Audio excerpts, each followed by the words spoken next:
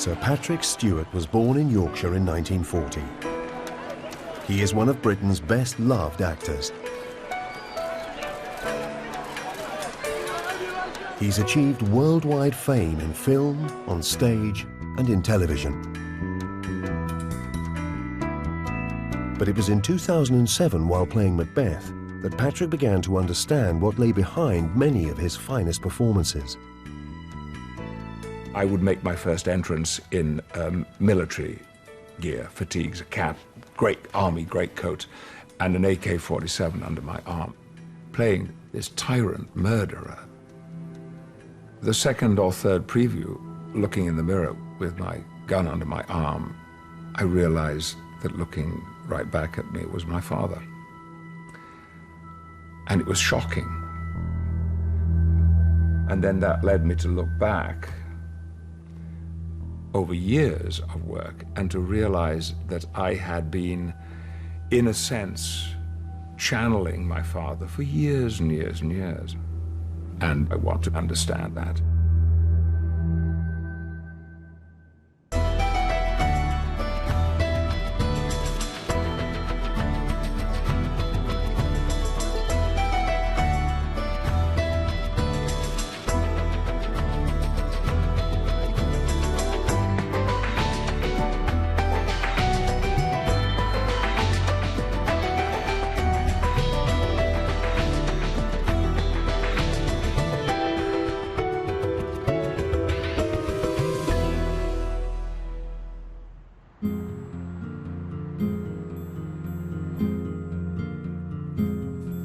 Patrick divides his time between London and Oxfordshire, but was born in the Yorkshire town of Mirfield.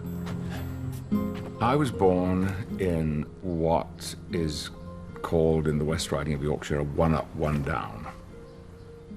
We had one room on the ground floor, and the door came in off the yard, straight into the room. No bathroom, no toilet. There was a cellar downstairs. This is a photograph of my mother and her sister-in-law, Dolly, my eldest brother, Geoffrey. The little boy is my brother, Trevor, and I suspect that wrapped up in that shawl might be me. Patrick's mother, Gladys, lived in Mirfield all her life. My mother was quite a timid woman and very sweet, but with little ambition. My mother had never been anywhere, ever. You know, a trip to Huddersfield was a major outing for her. Here are photographs of my mother's stage career. She performed with the Old Bank Methodists drama group, which was an all-female group. Here she is, I guess, playing a butler, and here she is again, playing a maid. Now, the name of this maid might have been Mary, because one night I went to see her in a play, and my mother entered with a tray, and when she came on, I heard her say, "Enter Mary with kippers."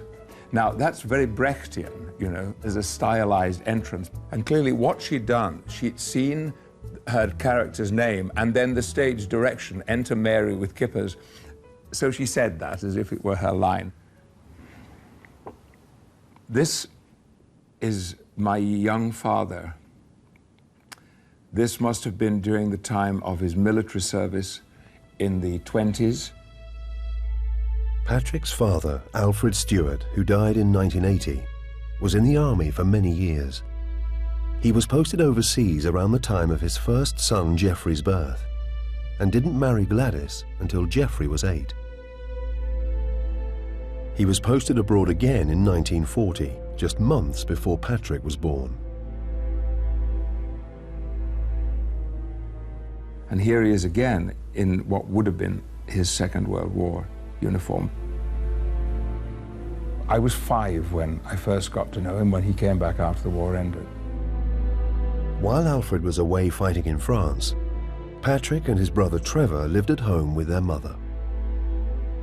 I do remember that I had a cot which was alongside her bed, and the sides of the cot could slide down, And I have a distinct memory of rolling from my cot into her bed and then rolling back again and thinking that was good fun. And so I think that I was indulged and spoiled and petted and loved during those 5 years. All of that changed dramatically when this man appeared in the house. In many respects, not for the better either. At weekends, when he had been drinking, he could get very angry. I don't ever recall being hit by him. Even when at times I would intervene in rows between my mother and my father, I would put my body between them at what I thought were critical moments. And I don't remember him ever being, even pushing me hard or being violent with me. But he was to my mother. He hit her. He threw things at her. Sometimes we had to call an ambulance or a doctor would come. Certainly on a couple of occasions, the police, too, would come. I think of my mother often and the loneliness she must have felt at times. But she adored my father. I mean, later on, my brother and I discussed with her, leaving him, but there was no question of it. I think she really loved him.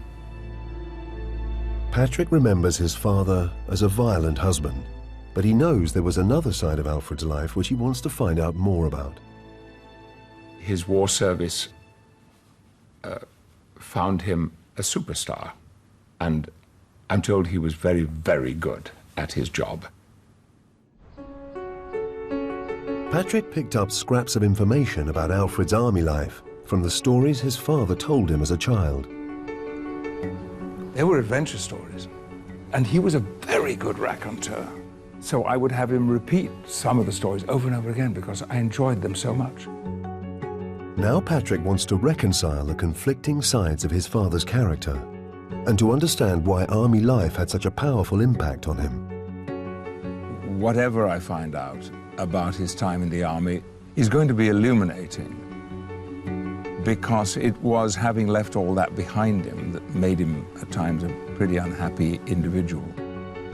To find out more about his father's army life, Patrick's come to the Imperial War Museum in London. Patrick Stewart. Very nice to meet you. And you too. Thanks so much for doing this. He's meeting military historian Joshua Levine, who's found a copy of Alfred's military service record. If you have a look here, what you'll see at the top, his age on enlistment, so he's 19 years, 325 days. And you'll see the date, the engagement begins there, which is 1925. 13th of February, 1925. I'm doing a lot of quick calculations. Yeah. Because my eldest brother was born out of wedlock, or as he loved to tell people, he was a bastard. And my father not only didn't marry my mother, but the family's suspicion was that he immediately joined the army. Really? The moment that he knew he had got this young woman pregnant. Well, I think you might be interested to have a look at this. This is a later sheet from the service record, but what it shows is the dates of birth of his children, including Geoffrey. 28th of January, 1925. So actually 2 weeks before he joined the army.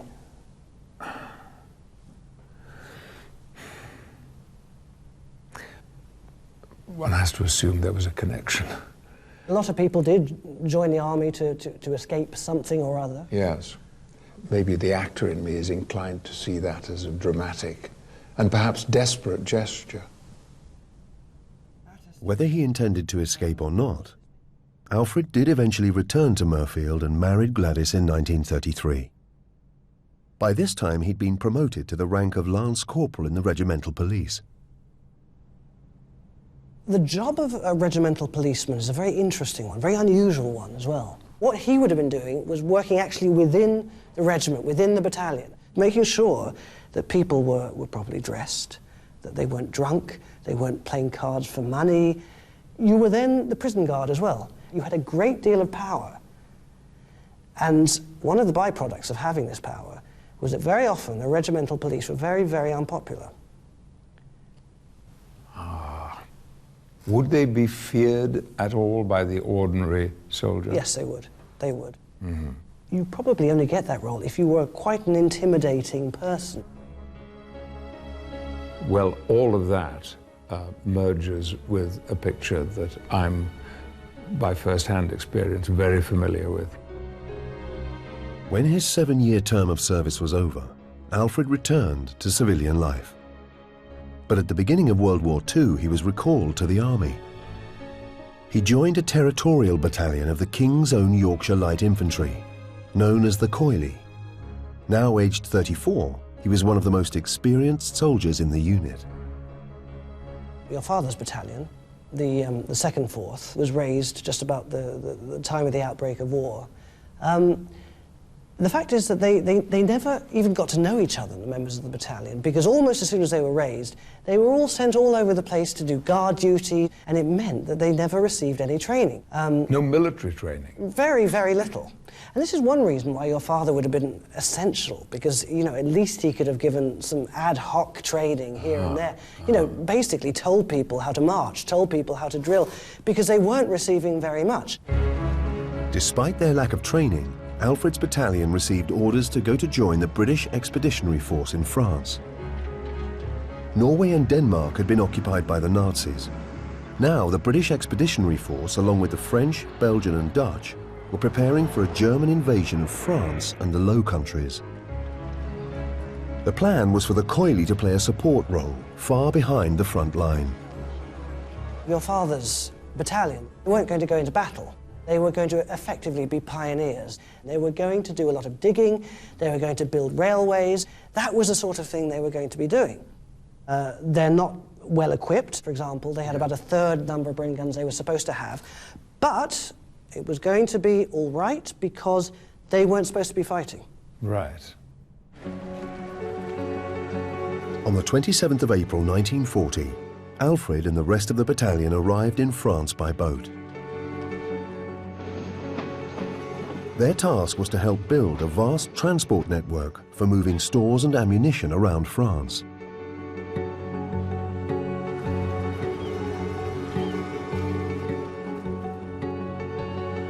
Patrick is following his father's footsteps to northern France. He wants to find out about a period in Alfred's life which didn't feature in his war stories. I'm puzzled as to why he never once said, "But I was there." Why didn't he tell me? Was there something about this particular experience with the BEF that he never ever wanted to talk about? Hello. Oh, what a very warm day today, is it? Historian Tim Lynch has brought Patrick to the town library in Abbeville in Picardy. I hope to find out some details about Lance Corporal Alfred Stewart. Can you tell me what the next stage was? Okay, basically they were building the railway sidings during the day, going out into pubs at night, having a few beers, and basically treating it as a summer holiday. They weren't even construction, they were working almost as navvies. They were navvies, exactly, yeah. Okay. Then when we get to May of 1940, everything kicks off. The Germans invade. Anticipating a German invasion in the north, the majority of Allied troops had been positioned around the Franco-Belgian border. When the Nazis attacked on May the 10th, the British Expeditionary Force met them around Antwerp and Brussels. But the Allies had left the Ardennes forest virtually undefended. They'd assumed it was impassable, but hadn't bargained for the Nazi panzer divisions who swept into France at lightning speed, facing little opposition. With most of the Allied troops tied down in Belgium, Alfred Stewart and the Pioneer divisions were called into action. They were hastily put on a train heading for the front. So the Coily were called forward with the idea that they would try and act as some sort of barrier to the Germans. We're talking about speed bumps, basically. They had no hope whatsoever.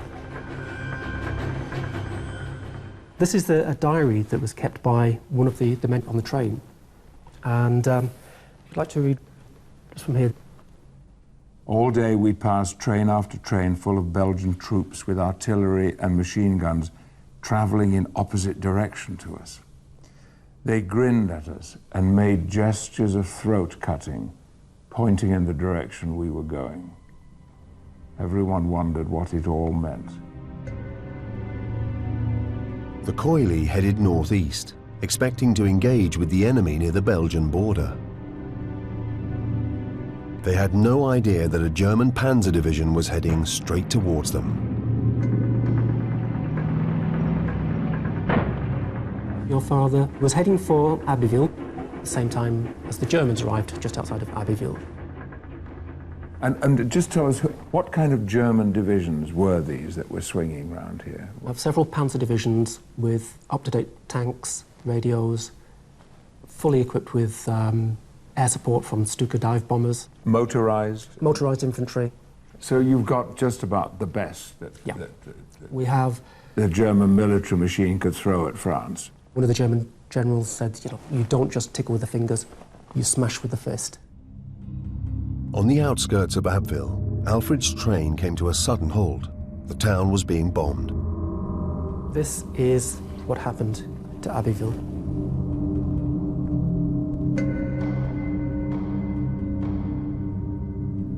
There's nothing that is undamaged, it would seem.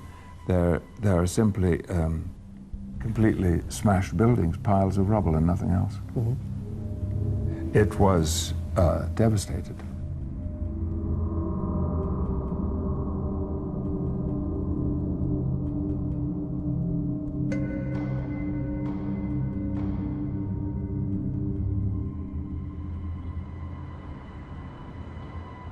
Using contemporary war diaries, Tim has established where Alfred was when he witnessed the bombing of Abbeville. Let's go this way. Along this line here. He's brought Patrick to the spot where the Coily train pulled up. The Coily were travelling along this line here. And if you read this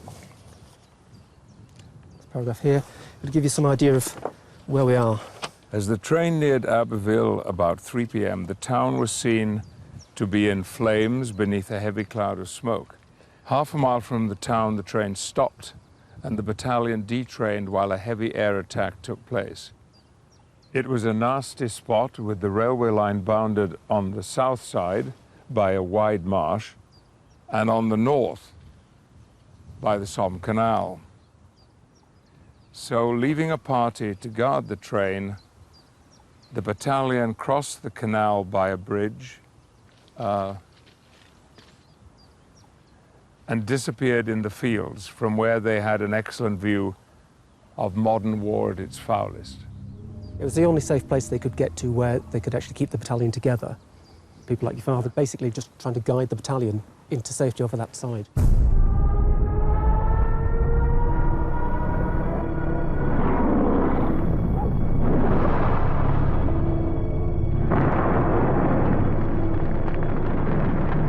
What they could see was the bombing raid ahead. Bombs started to fall alongside the railway line. And one man describes bombs landing in the fields next to them, and bits of tree and bits of cow raining down onto the train. While the Coily took cover in the fields, they saw hundreds of refugees fleeing from Abbeville.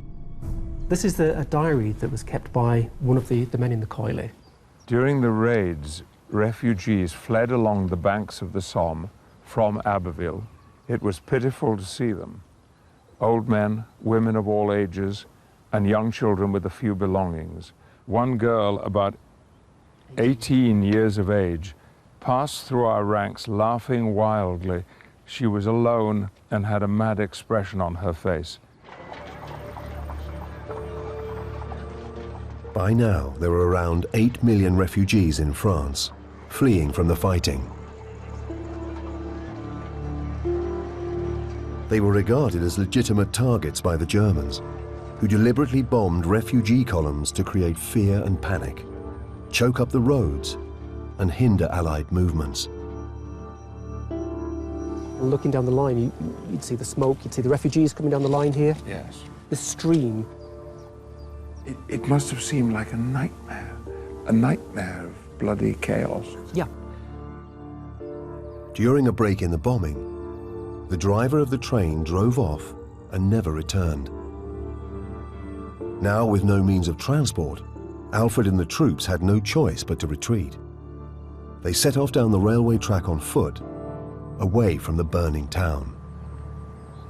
The Coily and your father set off, but on the way they came across damaged trains, including a hospital train.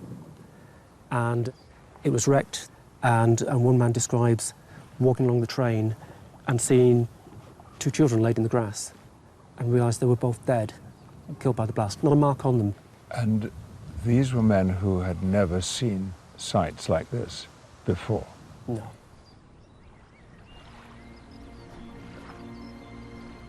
My father told me a story of coming upon a train that had been strafed and bombed. And he noticed as he went by one shattered window that there was a hand hanging out, a woman's hand, with a ring on her finger. He noticed it as he went by. And then sometime later, coming back up the train, he saw that the hand was still there, but the finger that had the ring on it was gone. Well, I was a child when he told me this story, and of course it both fascinated and horrified me. But I do remember something in my father's voice and face when he told me that story. There was a sense of disgust and shame and even fury.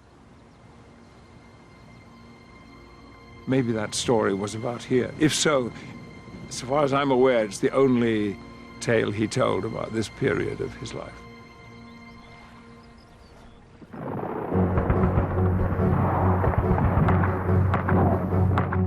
By now, the Coily were cut off from the Allies in the north, who were surrounded by the Nazis in a small patch of land by the coast.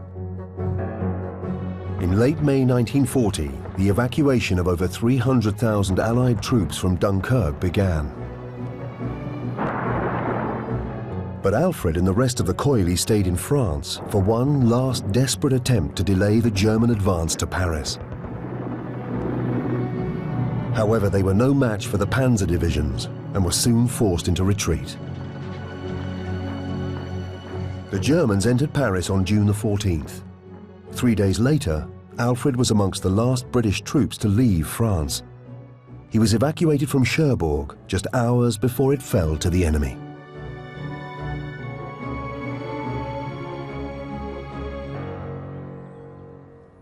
They'd had a pretty ghastly experience. Yeah. And one that had come upon them so unexpectedly that the impact of it must have been that much greater. I think so, and perhaps this will give you some idea of what that impact was. Murfield sergeant back from France. I would imagine this cutting came from the Murfield and District Reporter. That's right. A newspaper on which some 15 years later I was to be a very insignificant junior reporter. Same newspaper. Among the Coilies who have returned safely from France,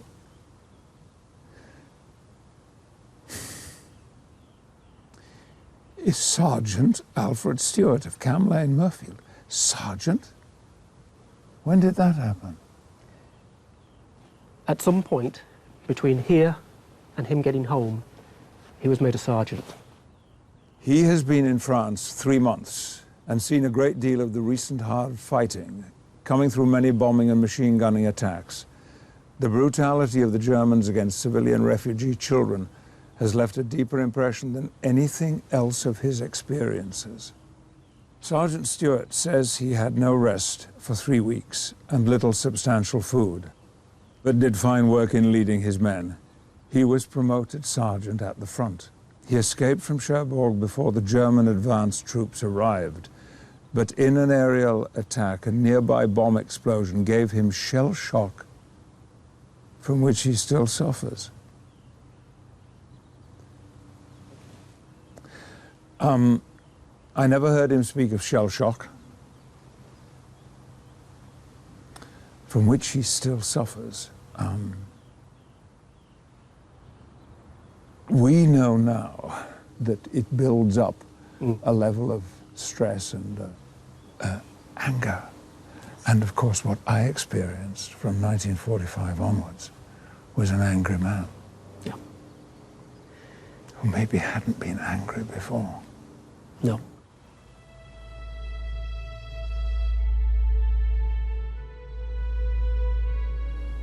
I am seeing a story here now. Not only a narrative of this happened, then that happened, then that happened, but perhaps far more importantly, a psychological story developing.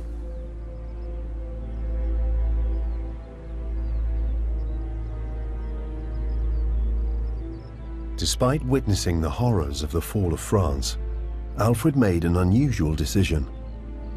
In 1943, he volunteered for one of the Army's most elite units. He signed up for the newly created parachute regiment. He was a little on the old side to be shifting his life so much into what was a much more physically demanding job. I'm puzzled about that, and I am hungry for more information. When Alfred Stewart joined the parachute regiment, it was still in its infancy. The unit had started in 1940 in response to the success of German airborne operations. The Germans had seen the potential of parachute technology as far back as 1935, when they witnessed a spectacular airborne demonstration by the Soviet army near Kiev. Their first airborne units were in operation by 1936. Unfortunately, this enthusiasm wasn't shared by the British, whose observer in Kiev had advised his staff to forget all about it. But despite their slow start, the British Parachute Regiment soon became a formidable fighting unit, highly trained, self-reliant, and aggressive. Here's the instructor picking out a victim. Hey, you.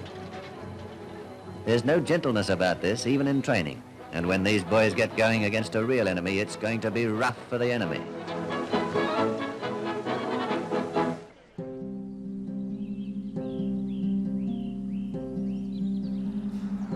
The next step of Patrick's journey takes him to the south of France. My father talked about southern France, but how he got there, I don't know. I do remember he told me that more than once he jumped into action. That is, jumped out of a plane when people on the ground were firing. Hi, I'm Patrick. Hello, very nice. Historian and ex-para Bob Hilton has brought Patrick to the village of La Motte in Provence to tell him more about Alfred's time in the parachute regiment. This is a beautiful old place. Yes, it is. Just give me a little bit of background, Bob. My father's rank at that time was sergeant. Sergeant Major. He's actually been promoted quite quickly. From 1940 to 1942, he's gone from a corporal to a sergeant major. I've always had the understanding, Bob, that my father was a little unusually old. I believe he was 38 when he volunteered, and quite a lot of blokes reaching the sergeant major at the age of 38 are starting to look towards their retirement, not volunteering for a high-risk job. This location has special significance in the story of Alfred Stewart. Well, this area here, we're about 20 to 25 miles in from the southern coast of France. This is where your dad parachuted in with the 2nd British Parachute Brigade on Operation Dragoon. When was this? In August of 1944. Your father dropped just a little bit beyond those trees. We're that close to the spot. Yeah. Operation Dragoon was part of the Allied plan to recapture German-occupied France. The first phase was the Normandy landings, which took place on June the 6th, 1944. Operation Dragoon was the second phase, beginning in the south of France on August the 15th. The operation began with an airborne assault by paratroops and gliders. Their task was to secure a pocket of land by the coast ahead of a massive naval invasion later that day. Alfred Stewart, one of the last men leaving France when it fell to the Germans in 1940, was one of 9,000 British and American paratroops on the mission to win it back 4 years later. Your father had a key job on Operation Dragoon. He was in the Brigade Defence Platoon. He was the Sergeant Major of the Brigade Defence Platoon. He's got about 30 men to protect the brigade headquarters. It is a tough job. There are about 180 men in this headquarters, plus General Frederick, the American commander, and his headquarters. I'm not sure whether you will have seen this photo ever before, but we've been told that is the Brigade Defence Platoon. That's got to be him. I believe that he is the man standing centre back with his hands in his pockets and his beret pulled at a rakish angle. A very rakish angle. What is the plane? Is that a Dakota? That's the Dakota. I think we called it the DC-3, but everybody knew it as the DAC, the Dakota. Were these American or were they... They were American aircraft flown by Americans. He looks great.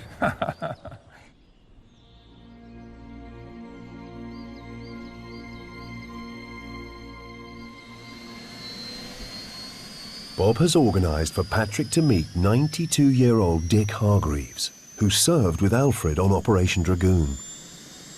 Dick is taking Patrick by helicopter over the very area where he and Alfred jumped in August of 1944. We left Rome at 1 o'clock in the morning and flew for 4 hours in the dark.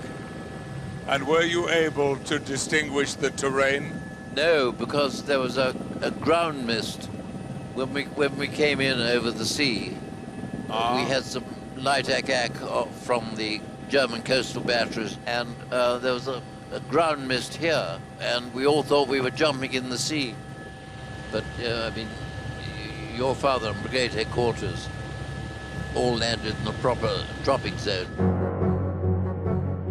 Alfred and the defence platoon landed near the town of Lemuy shortly after 4 a.m. My father and the headquarters group were all landing right here. Yes? All around this area here. Yeah. Sheer luck, really, with American pilots, who knows, they weren't too hot. I mean, you see there's Rocky Hill over there? Yes. Well, we had people dropped onto that in the dark, hitting the rocks, breaking legs and arms and worse. But when the green light comes on, you've got to jump. This is about the height we jumped. It seems very low. Yeah, well, the lower the better, because you get shot at. You don't want to float about with the Germans having a pot at you. Alfred's objective was the hamlet of Le Mitain, where he was to secure the buildings earmarked for the Allied headquarters. I set off to capture that high ground, running into Germans. And we had to kill them and clean them up, but they were in 10s and 20s, you know. And we sent the German prisoners all back to Le Mitain, where your father eventually was. There was a German prisoner of war cage there, and I'm sure your father would have been involved. I'm sure he would. Keeping an eye on them. The thing that amazes me about your father is his age, you know. To volunteer to 38 to become a parachutist, you know. I did it when I was 21, you know, when you feel a bit more like it. Patrick now wants to find the buildings where his father was based. Having seen the location from the air, he's searching for the Allied headquarters on foot.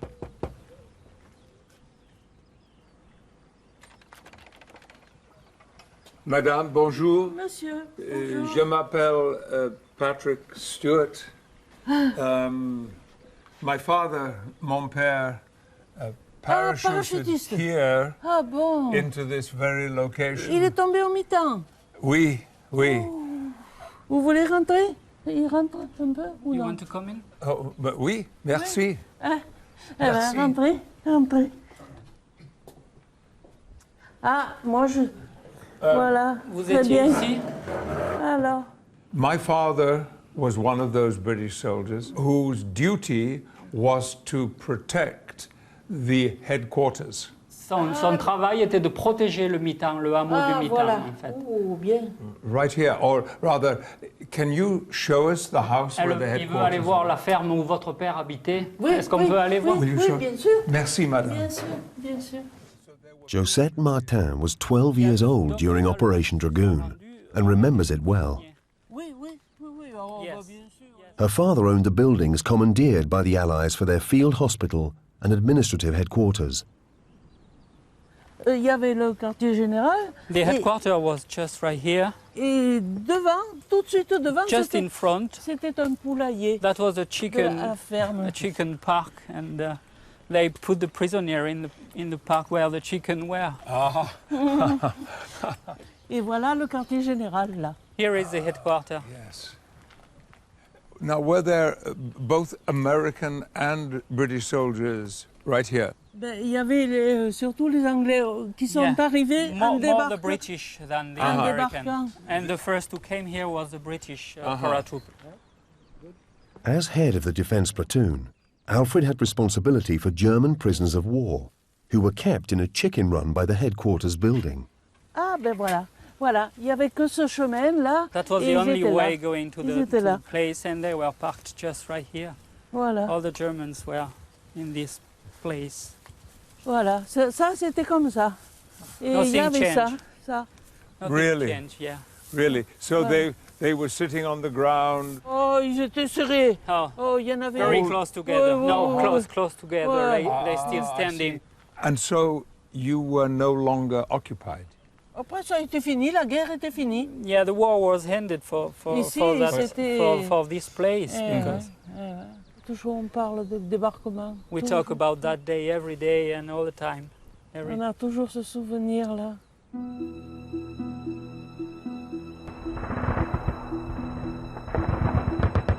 The airborne troops overcame resistance and destroyed roads and bridges to prevent the arrival of German reinforcements. They were so effective that when the seaborne invasion began soon afterwards, it was virtually unopposed. The Germans were forced into retreat, and within a month most of France had been liberated. Operation Dragoon, the forgotten D-Day, has been overshadowed by the landings in Normandy, but it was one of the most successful combat operations of the war.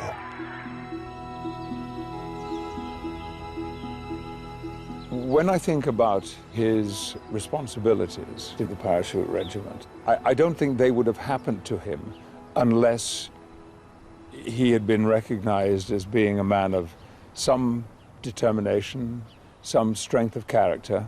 All those things are what go to make a man of courage. But I think he loved what he was doing, you see. And I know that my ambition comes from the same gene pool as my father's, and I'm grateful for it. Alfred still had one last job to do, and it was a vital one. In 1945, just 5 months after Operation Dragoon, he was appointed Regimental Sergeant Major of the 2nd Battalion, the Parachute Regiment. It was during the final months of the war, a critical time in the history of this legendary unit. Patrick's returned to England, to the battalion's headquarters in Colchester. He's meeting Captain Nick Mice. This document that I have here, which is an excerpt from our war records, shows your father, who was appointed the RSM of the 2nd Battalion, the Parachute Regiment, in January 1945. Now, that date's particularly important because it's right after Arnhem, the battle where the 2nd Battalion, the Parachute Regiment, took particularly heavy casualties. What does that stand for? Is that an A before the dash? The A is for acting, so it's not a formalised appointment. So from that you can probably deduce that he's been drafted in at short notice. The 2nd Battalion, or 2 Para, were among the 10,000 airborne troops sent into the Netherlands in September 1944. They had faced heavy German opposition. 2 Para were cut off from reinforcements at Arnhem. they'd sheltered in houses that were pulverized by enemy tank guns and artillery. The regiment suffered the worst losses in its history. 3/4 of troops on the operation were killed, missing, or captured. Events at Arnhem enhanced the regiment's reputation for fearlessness and inspired the book and the film A Bridge Too Far. But Alfred arrived in a unit that had been decimated. His job as RSM was to help to rebuild it. You would have been the guy that was essentially handpicked for that job. The most important aspect is the mentor, it's the development, and it's the fostering of the team spirit. And that would have been why he was brought into this unit at such an important time, when morale would inevitably have been low, essentially kind of look after them in almost a fatherly way, dare I say it.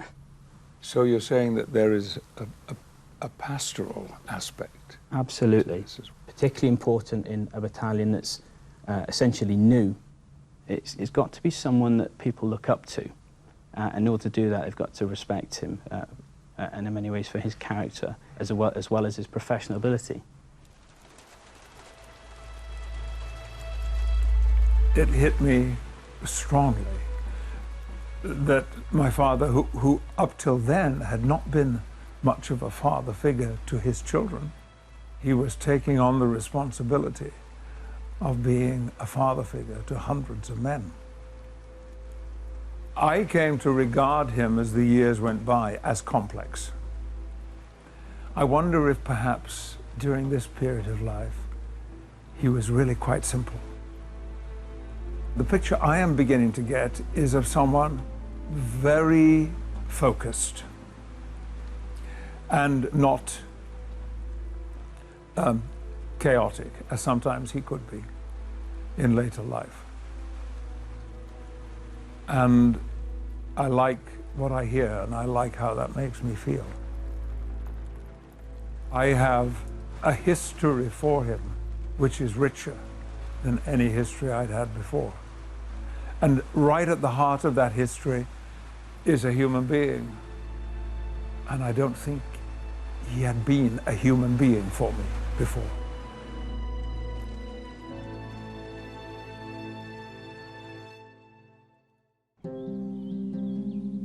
Now he has the full story of his father's military career.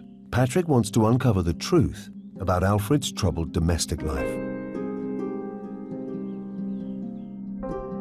He wants to look back at his family's formative years and find out what lay behind the lifelong tensions that existed between Alfred and his eldest son, Geoffrey.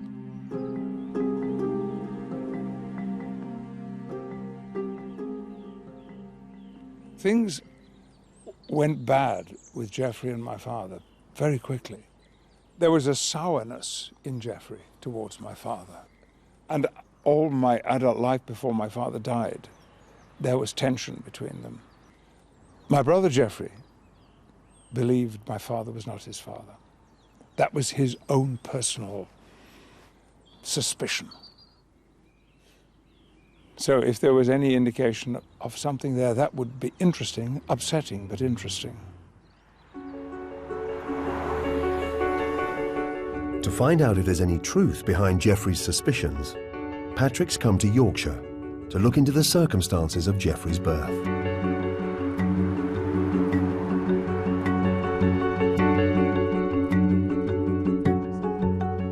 He's meeting Archivist Jenny Kiff at the Wakefield Registry of Deeds. And this is a register from the Dewsbury Petty Sessions.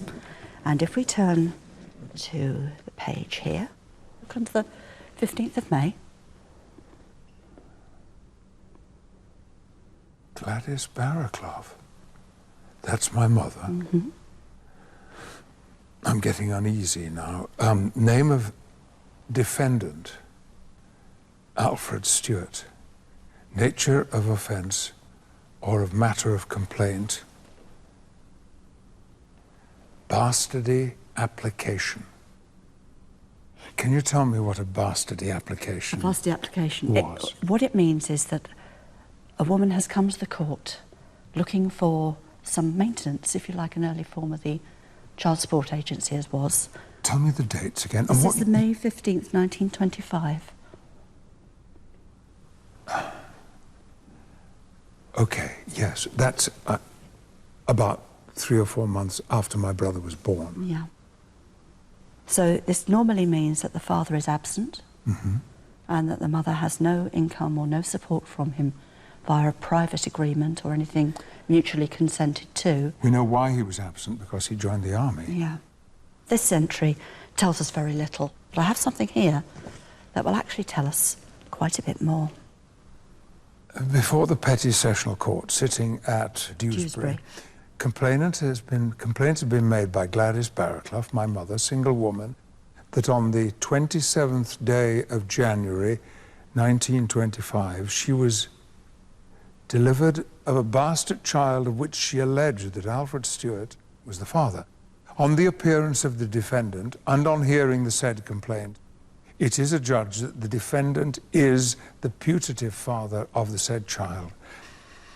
And it is ordered that the defendant do pay the sum of 10 shillings and no pence per week, a lot of money. Quite a bit, yes. Until the said child shall attain the age of 16 years. To take this step was quite drastic. It says something quite significant about Gladys, though. It wouldn't have been an easy thing to do this. She would have to have stood in court, she would have had to face him, and she would have had to say why he was the father of her child. This would have been public knowledge. Everyone would have known. The pressure to go away and have the child adopted would have been very overwhelming. Really? A lot of women were sent to the coast, to Scarborough and places like that, to have children. The 1920s were a difficult time to be a single mother. Although the Bastardy Bill of 1920 had granted some rights to unmarried mothers and their children, they still faced huge social stigma. Many employers wouldn't hire unmarried women with children, and some landlords refused to rent them homes. The legal status of illegitimate children was problematic. They weren't recognized in law as next of kin and couldn't automatically inherit on their mother's death. Well, it raises a lot of questions. On what basis did the court determine that Alfred was the father? The fact that they brought him to court and he acknowledged. He acknowledged it. And this was one of the good reasons for trying to go through the courts. Once he'd acknowledged this child, which he does, legally and financially, he is responsible. Had he not been the father, or had there been any question in his mind that he was not the father, he might not. I think he was very well aware that he was. Well, that's a very important piece of information for my family, because it lays one particular ghost, which was that perhaps Alfred Stewart was not my brother Geoffrey's father. I think there's very little doubt that he actually was.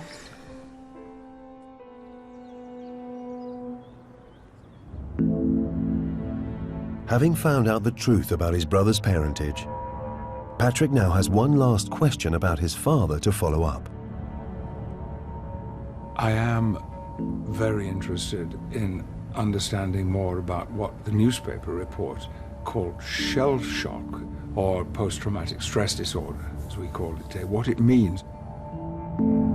Patrick is wondering if the condition may have continued to affect Alfred when he returned to civilian life after the war.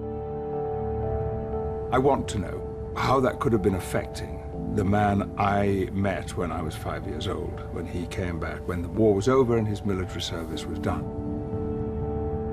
Patrick's arranged to meet Robert Bieber, Vice Chairman of the Veterans Mental Health Charity, Combat Stress.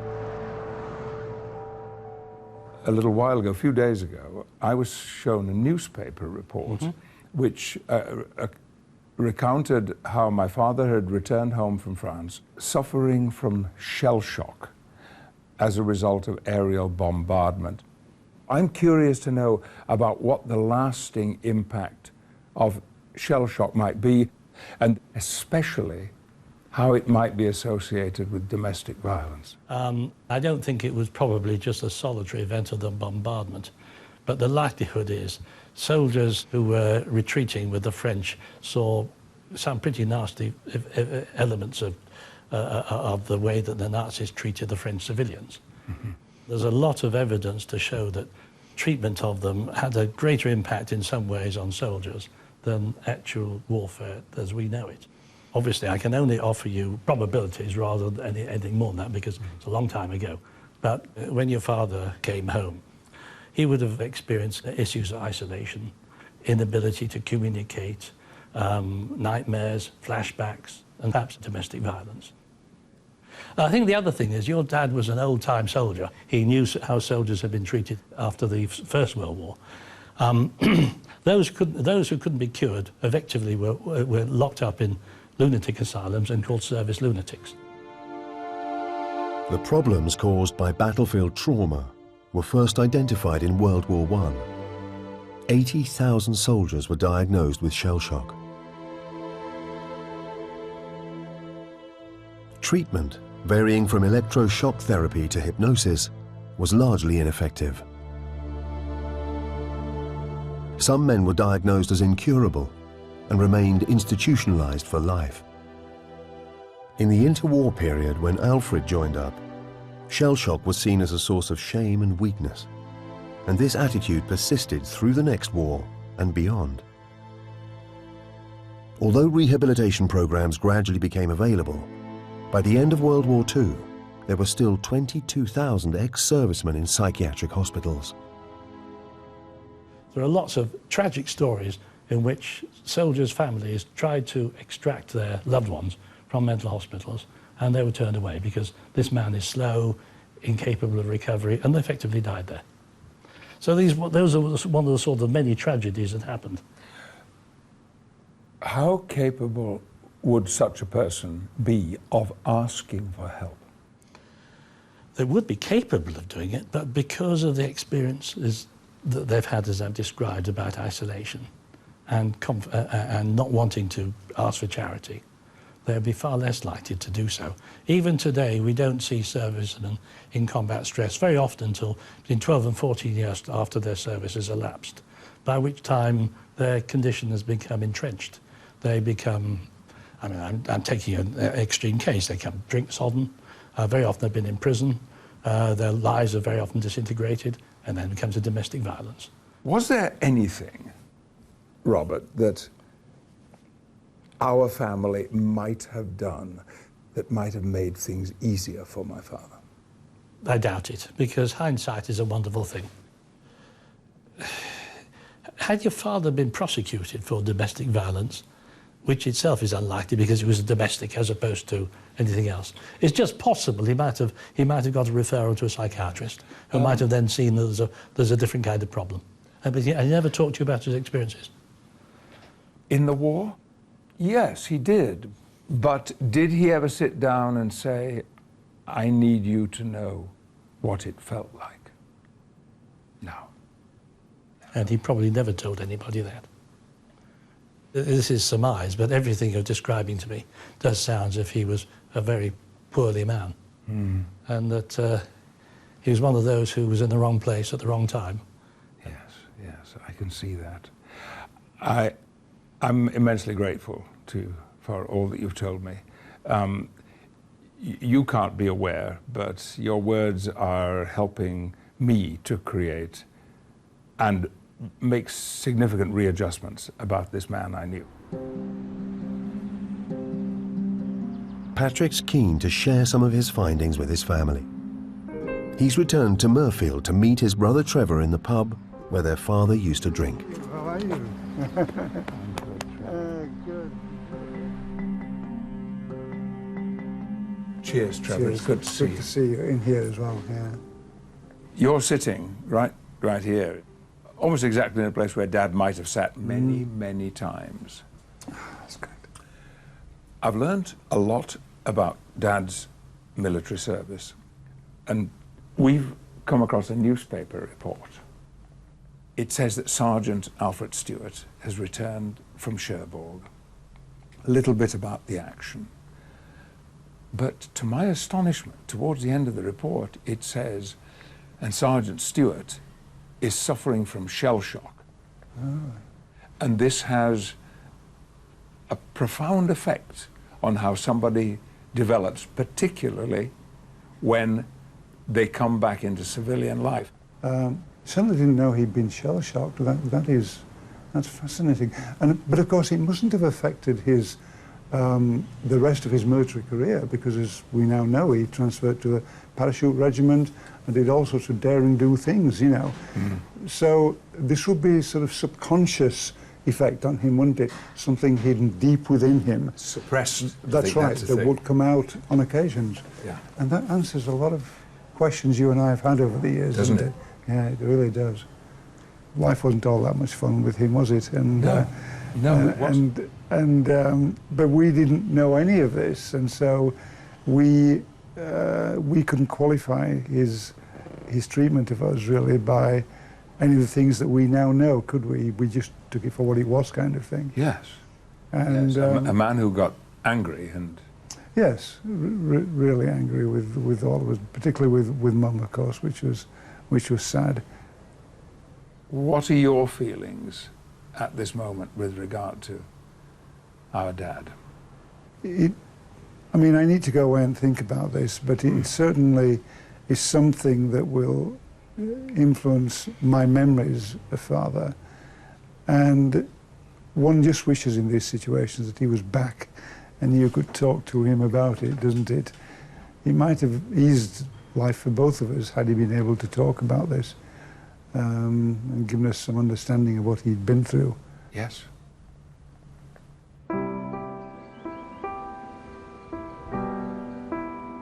Patrick's journey has helped him reassess his father. Increasingly, day by day, I found that I was warming to this man, Alfred Stewart. Now, it doesn't in any way affect my feelings about domestic violence, or that what he did was wrong. But now there are other elements in it, and it's those other elements that have emerged during these days that I found so compelling and beautiful. We all adored my mother. She was modest, attractive, and very, very timid. And yet, as we know, she stood up in Dewsbury Magistrates' Court and testified about her illegitimate child. I suspect that she knew these things about my father that I have only just discovered. And that's why she loved him and never stopped loving him.